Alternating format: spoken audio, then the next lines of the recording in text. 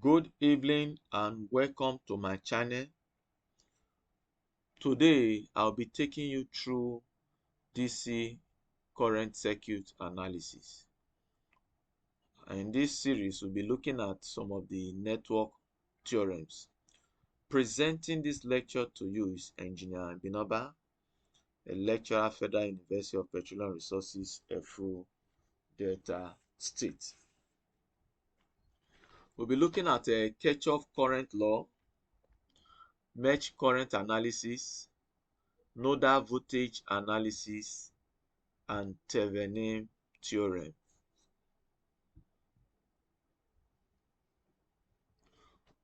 Ohm's law.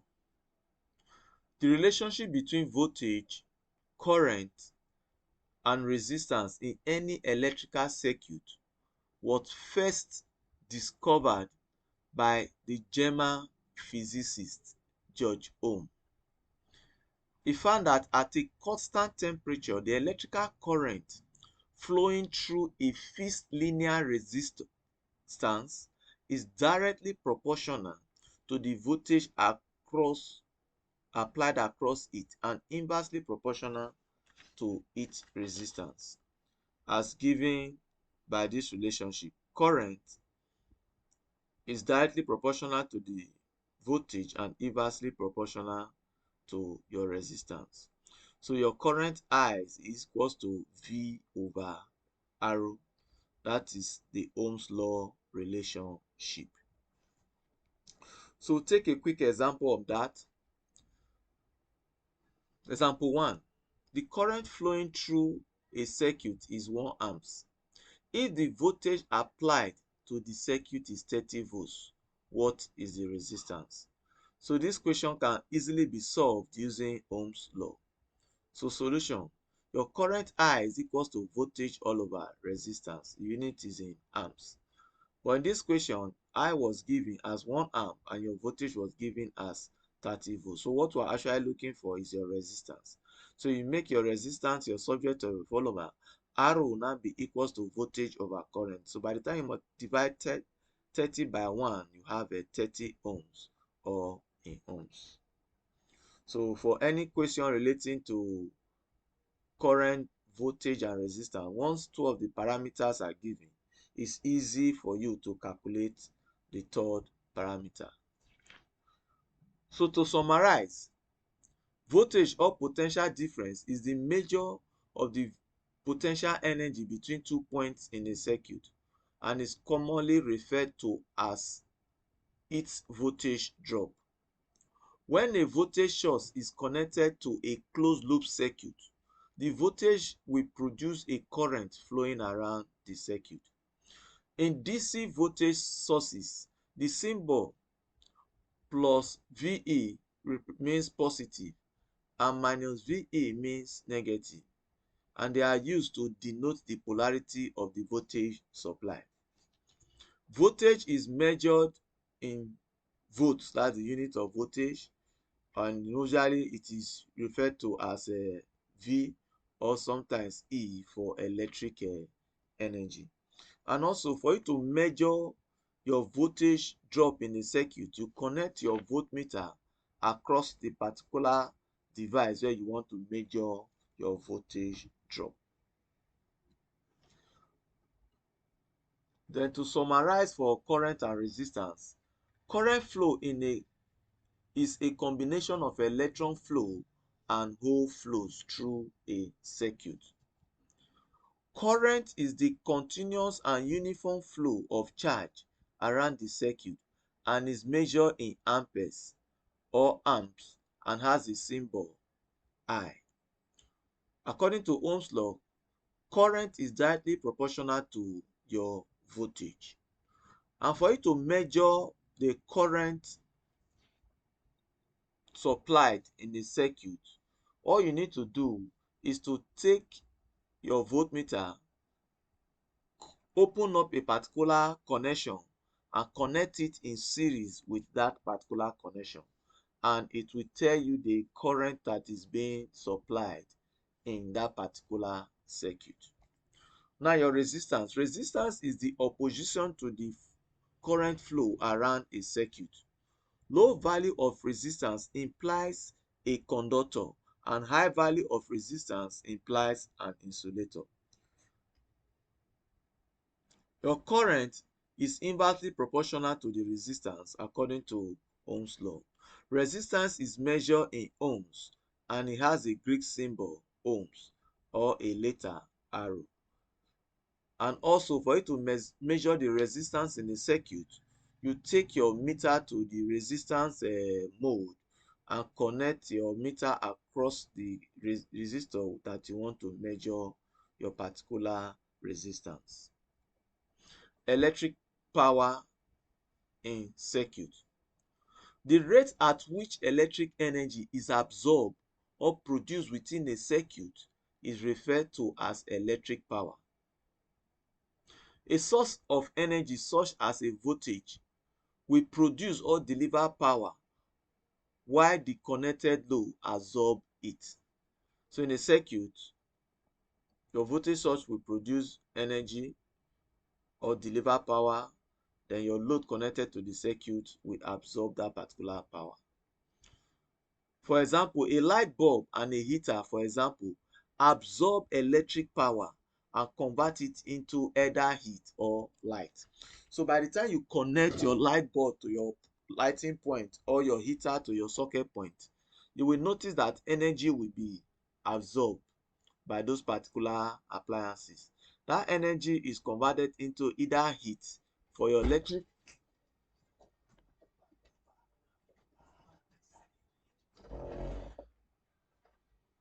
that light bulb will produce light while your electric heater will produce heat. So the energy from that is absorbed is converted into another form of energy. The higher the value or rating in watts, the more power they are likely to consume. So power, unit of power watts, is equals to voltage times current. Also, you can do some substitution and your power from Ohm's law, power can also be equals to V square divided by R. Also, power can also be equals to I square times R. The unit of power is watts, but some electrical devices such as electric motor have power rating in the old measurement of horsepower or HP. The relationship between horsepower and watt is 1 horsepower is equals to 746 watts. So for example, if a 2 horsepower motor has a rating of 1492 watts, that is 2 times 746 or approximately 1.5 kilowatts. So it's easier for you to convert an appliances that is rated in horsepower to watts by just multiplying by 746 watts. Example 2. The current flowing through a circuit is 2 amps and the resistance is 12 ohms. Calculate the power consumed by the load. Easy. Solution. Your power in watts is equals to I square R. So for the equation, your I is equals to 2 amps and your resistance is equals to 12 ohms. But by the time you multiply your current times your resistance, you get 48 watts as your result. Electric energy in circuit. Electric energy is the capacity to do work, and the unit of work or energy is in joules. Electric energy is the product of power multiplied by the length of time it was consumed. So if you know the power consumed by a particular device and the number of hours you use that particular device, if you multiply it by the power, you will get what we know as your electrical energy, and is usually recorded in watt seconds or joules. For example, let's say if a 100-watt bulb is left on for 24 hours, what is the energy consumed? Simple. Energy consumed, electrical energy, is equals to power times time. So your power in this question is equal to 100 watts, and your time, because your unit is watt seconds, you convert your 24 hours to seconds, you have 886,400 seconds. So by the time you multiply that, you are going to have 8,640,000 joules, or 8,640,000 watt hour. So you can see that the value we got is very, very large. So that is why dealing with joules, kilojoules or megajoules to express electrical energy, the maths involved can end up with some big numbers and lots of zeros. So it is much easier to express electric energy consumed in kilowatt hour. So that is why most of the time electrical energy is represented in kilowatt hour instead of joules or watts per second. So these are some electrical multiples and sub multiples that we'll be making use of in the course of our lecture. We have your tera. Tera simply means 10 raised to the power 12. We have your giga, which simply means 10 to raised to the power 9. We have your mega, which simply means 10 raised to the power 6. We have your kilo, which simply means 10 raised to the power 3. We have your centi, which simply means 10 raised to the power minus 2. We have your milli, which simply means 10 raised to the power 3, and so on and so forth. We have your pico, which means 10 raised to the power 12. Now, Kirchhoff's law. We're going to start by taking the Kirchhoff current law. Kirchhoff law divided into two. We have the Kirchhoff current law, which is the first law, and we have the Kirchhoff voltage law, which is the second law. Kirchhoff current law, or usually called KCL, states that the total current or charge entering a junction or node is exactly equal to the charge leaving the node. So as represented by this simple circuit, all the current entering the node, if you add them to all the current leaving the node, you are going to get your result as 0.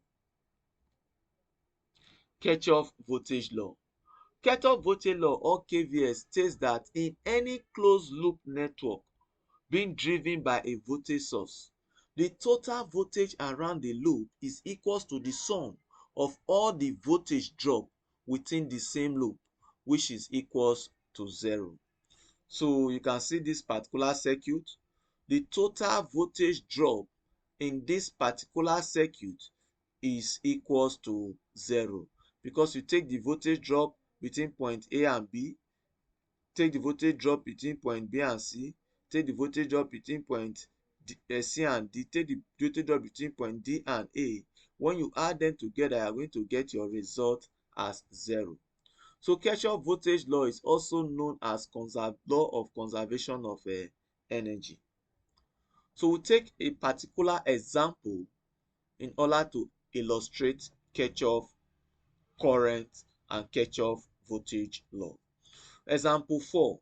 Find the current flowing through this particular resistor, 40 ohms resistor, that is R03. We simply know that this is a voltage source. Your current I1 flows out of this particular circuit. Good. Then we come to the 20 volts voltage source. Current I2 flow from this particular circuit. When this current gets to this point, it's moved down to the 40 ohms resistor. When this one gets to this point, also move down to the 40 ohms resistor, making I3 to be equals to I21 plus I2. According to Kirchhoff current law, the current leaving a node is equals to the current entering a node. So using Kirchhoff current law, I3 is equals to I1 plus I2. So now we look at our Kirchhoff voltage law in order to get the voltage drop at each of the points. So looking at loop 1, we have loop 1, this is loop 1. So 10 volts is equals to I1 times R1 plus current flowing through this plate is I3 is equals to R3 plus I3, which is simply equals to 10 is equals to 10 I1 plus 40 I3. 10 I1 plus 40 I3.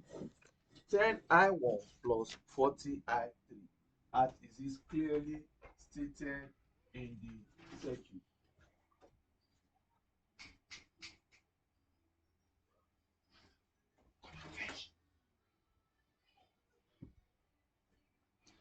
So looking at loop 2, the voltage source is 20 volts. 20 volts. So it produces a current I2. So I2 will flow through resistor R2, and the summation of I2 and I1 will flow through resistor R3, such that 20 is equals to R2 I2 plus R3 I3, which is equals to 20 I2 plus 40 I2. That is equation 2, looking at loop 2. So when you look at loop 3, what it simply means is that you are going to remove this particular resistance from your circuit. You are going to take your 2 voltage source and the current flow in the circuit, such that 10, if you are moving through this side, these 2 voltage source, they are opposite each other. So you have 10 minus 20 is equals to the current flowing through this arrow one is 10 arrow 10 I1, which is this. Then this one is opposite this one, minus 20 I2. So these are the 3 equations that you get from loop 1, loop 2, loop 1 and loop 2 and loop 3. So trying to reduce this particular expression from Kirchhoff's current law, we say that I3 is equals to I1 plus I2. So we can rewrite those equations as this. So we have 10 is equals to 10 I1 plus 40 bracket I1 plus I2. When we open up our bracket, we have 10 is equals to 50 I1 plus 40 I2. That's equation 1. The same thing, 40 is equals to I1 plus I2. By the time we open up our bracket, we are going to have 20 is equals to 40 I1 plus 60 I2. That is equation 2. The next thing for us to do is to solve some equation 1 and 2 using method of elimination. So to do that, we multiply equation 1 by 4 and equation 2 by 5. When we do that, we have this particular expression. 40 is equals to 200 I1 plus 160 I2. Then for equation 2, we have 100 is equals to 200 I1 plus 300.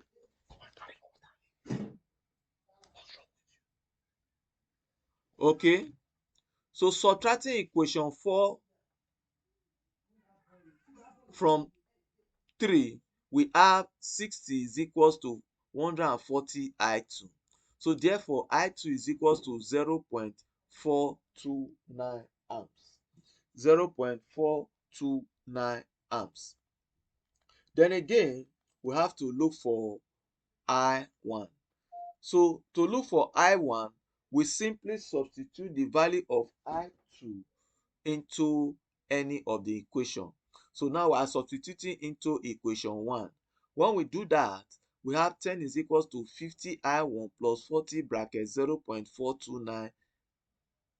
Then by the time we do that calculation, our I1 is equals to minus 0.143 amps. Recall that I3 is equals to I1 plus I2. So by the time we do the calculation, substitute the value of I1 here, we substitute the value of I2 here, we are going to have our I3 to be equals to 0.286 amps. 0.286 amps.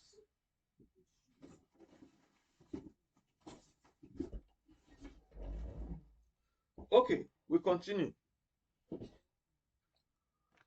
Procedure for using Kirchhoff's circuit law is as follows. 1. Assume all voltage and resistance are given, if not labeled. Then V1, V2, R2, R2. So if the resistance and voltage sources are there, if they are not labeled, you label them yourself as V1, V2, depending on number of sources, and R1, R2, depending on number of resistance. Then 2, you assume a current to each branch or mesh, clockwise or anti-clockwise. Then 3, label each branch with a branch current I1, I2, I3. Then for Kirchhoff's first law equation, find the Kirchhoff's first law equation for each node. Then find the Kirchhoff's second law equation for each of the independent loop of the circuit. Then use linear simultaneous equation as required to find the unknown current. So those are the basic procedure to apply Kirchhoff's circuit law in trying to analyze a circuit. Mesh current analysis. Mesh current analysis is a technique used to find the current circulating around a loop or mesh in any closed part of a circuit. So using mesh analysis results in a lessening of mass involved, and when large networks are involved, this reduction in mass can be a big advantage. So mesh analysis is very useful when trying to analyze circuit because it tries to reduce the number of mathematics that are going to be involved in analyzing the circuit. So I'm going to take example 5. Again, find the current flowing through the 40 ohms resistor using mesh analysis. It's simple. We go ahead. So you try to introduce what we call your mesh. This symbol introduce what we call your loop, loop 1, or call this one loop 2. Make sure that in this case the loop will be moving to the same direction. Either you can take a clockwise direction or you can take an anti-clockwise direction, but the direction must be the same. So note, for I1, this is I1, is flowing the same direction with this. So that is making I1 to be equals to I1. Then when you go to I2, you notice that this I2 is flowing in this direction. This one is, both of them are in the opposite direction, making small I2 to be equals to minus I2. So we are going to take this our letters here as small I2. This one that is represented here as your small I2. Then this one is your big I1 and big I2 as represented here. So again, if you look at the equation, I3, the current flowing through this place, since this one moves in this direction, this one moves in this direction, is I2 minus I1 because both of them are in opposite direction. So if you have in this first loop, I1 takes the lead to be I1 minus I2. Then if you are in this loop, I2 takes the lead to be I2 minus I1.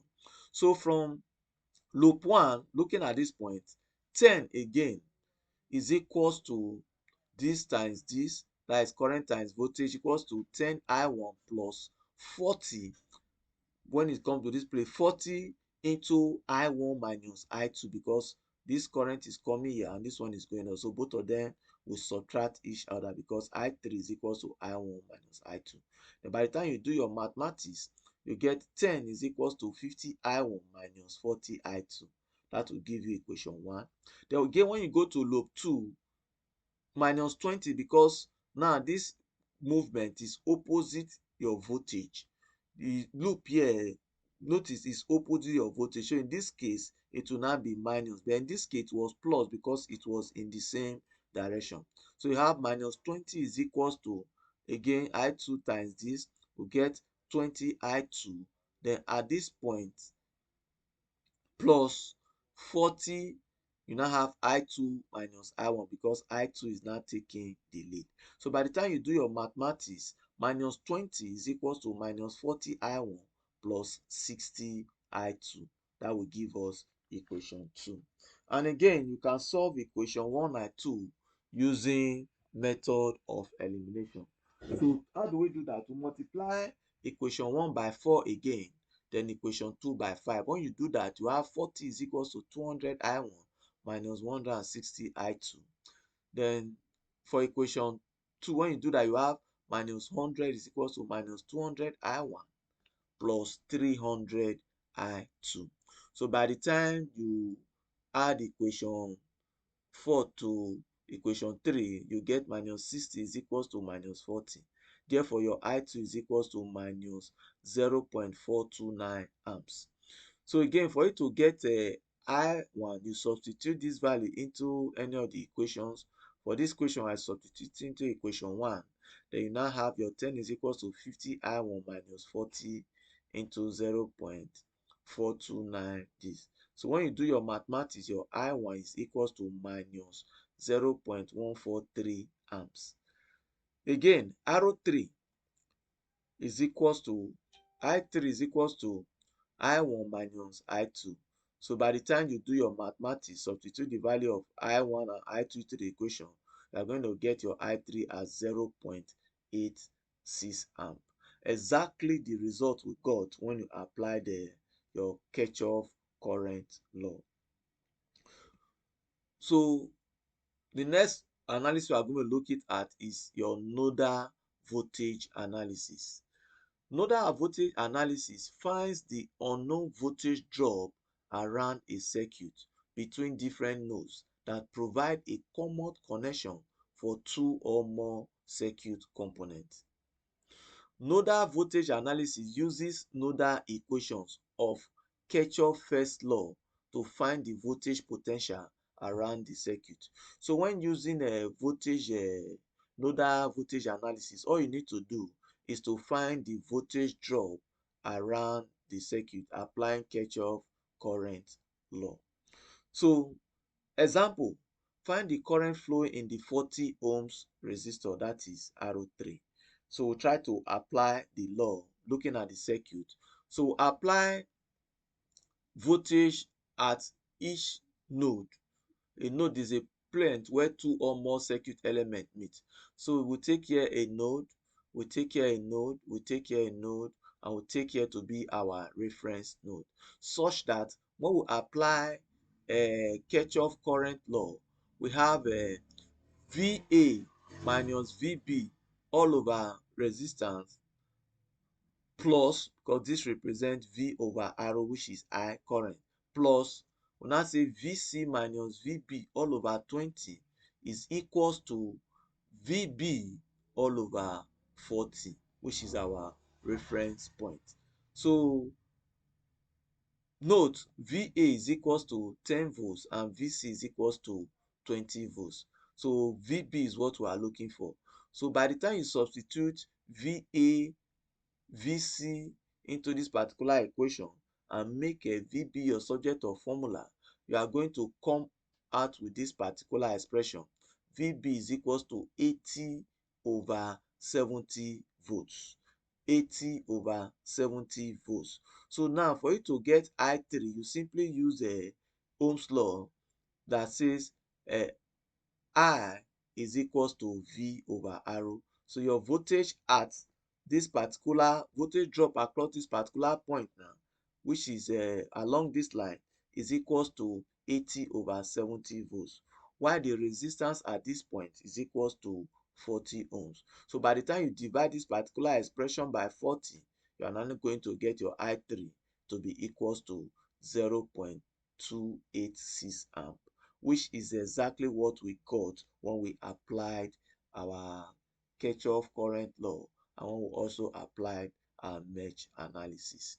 The last theory we are going to be looking at today is your Thevenin's theorem.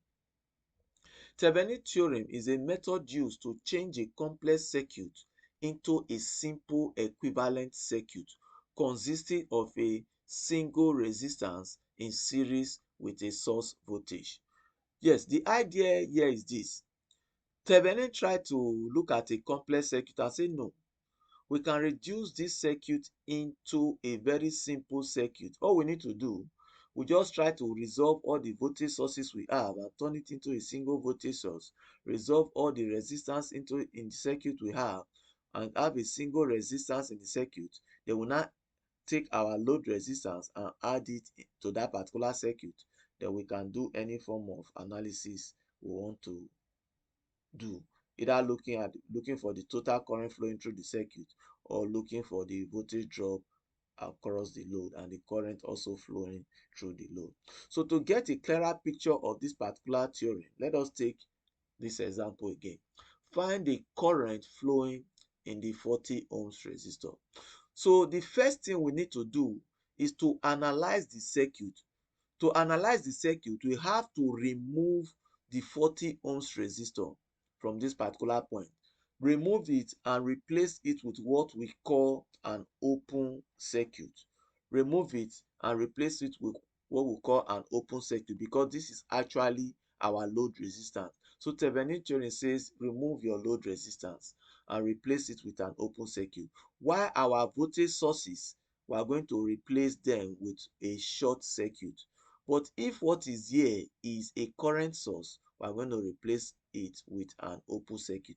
But since what is in this question is a voltage source, we are going to replace it with a short circuit, just as we can see in this particular circuit. The voltage sources are replaced with a short circuit and the load resistance is replaced with an open circuit. The essence of this is for us to calculate what we refer to the Thevenin resistance or the equivalent resistance in the circuit. So after removing the load resistance, you go to that point where you have your load resistance and introduce what we call an imaginary current. So if, for example, I introduce a current into this point, you will notice that when the current gets to this point, part of it will flow to your left, part of it will flow to your right. So we can say that resistor R1 and R2 are in parallel. So that is what, so to get our total resistance in this circuit, also referred to as the Thevenin resistance, we now have 10 ohms in parallel with this, which is R1 times R2 all over R1 plus R2. When we do our mathematics, we are going to have 6.67 ohms as our answer. Then the next thing for us to do is to calculate what we call the Thevenin voltage. To do that, we replace our voltage sources back into the circuit and apply nodal analysis in order to find the voltage around the circuit. So same, so this is node, we call it node A. So we call here this is A, this is point B, so we can call here VA as we did in nodal analysis. We call here VB and we call here VC. So what we are looking for in this particular question is your Thevenin voltage, which is the voltage at this point, VB, which we refer to, we can also call it VAB. But from nodal analysis, this point was VB, so you can also just still leave it at VB, or you can call it VAB. The point is that I want to look for the voltage at this point, which we refer to as our Thevenin voltage. So try to refer to this particular question we did on nodal analysis. We can just apply this theory, refer to this point as VA, this point as VB, and this point as VC. Then we apply that particular theory here. We now have VA minus VB all over 10 plus VC over VA all over 20 is equals to VB all over 0, because there is no voltage source along this point. Mind you, your VA is equals to 10 and your VC is equals to 20. So by the time we apply this into a particular expression, we'll get our VB or V source or V Thevenin or VAB to be equals to 13.33 volts. So now we have succeeded in having a single voltage source and a single series resistance with it. So now we put a voltage source that we refer to as our Thevenin voltage. I will put our series resistors we will refer to as your Thevenin resistance. Now that 40 ohms load that we remove from the circuit, we can now put it back into the circuit. Remember, the question say we should calculate the current through the 40 ohms resistor. So all we need to do in this circuit is to calculate the total current flowing through the circuit. To do that, we know that these two resistors, they are in series. So all we need to do just to add this and this, we have 46.67 ohms. So applying Ohm's law, I is equals to V over R. So your voltage source is 13.33 volts and your resistance is this plus this. So by the time we do that division, we are going to get 0.86 amps. So exactly the answer we got when we applied all the other law. So you can see it is very clear. No matter the law you are applying to analyze a particular circuit, the value you are looking for will be the same using any of the laws. So procedure for solving a circuit using Thevenin's theorem. 1. The first thing you need to do is to remove the load resistance. So in any question given to you using Thevenin's theorem, they will tell you the resistor that is the load resistance. So all you need to do is to remove that particular load resistance and replace that place with an open circuit. After you've done that, you find what we call the Thevenin resistance or the equivalent resistance by shorting all voltage sources if what you have in the circuit is a voltage source, or by opening all current sources if what you have is a current source. Then after you've done that, you have calculated your equivalent resistance. The next thing to do is to find your Thevenin voltage. To do that, you just find the current flowing through the voltage drop along the circuit. When you do that, you will get your Thevenin voltage. Then after that, you can now put your new voltage source in series with your Thevenin resistance and in series with your load to calculate any other value you wish to calculate for. You can either calculate the current flowing through the load resistance, or you can calculate the voltage drop across a particular resistor in the arrangement. So thank you very much for listening to this lecture. I hope that this explanation, you will get enough knowledge from it, and I want you to like this video if you find it very interesting. Stay tuned for more network theorems in our next lecture. Thank you.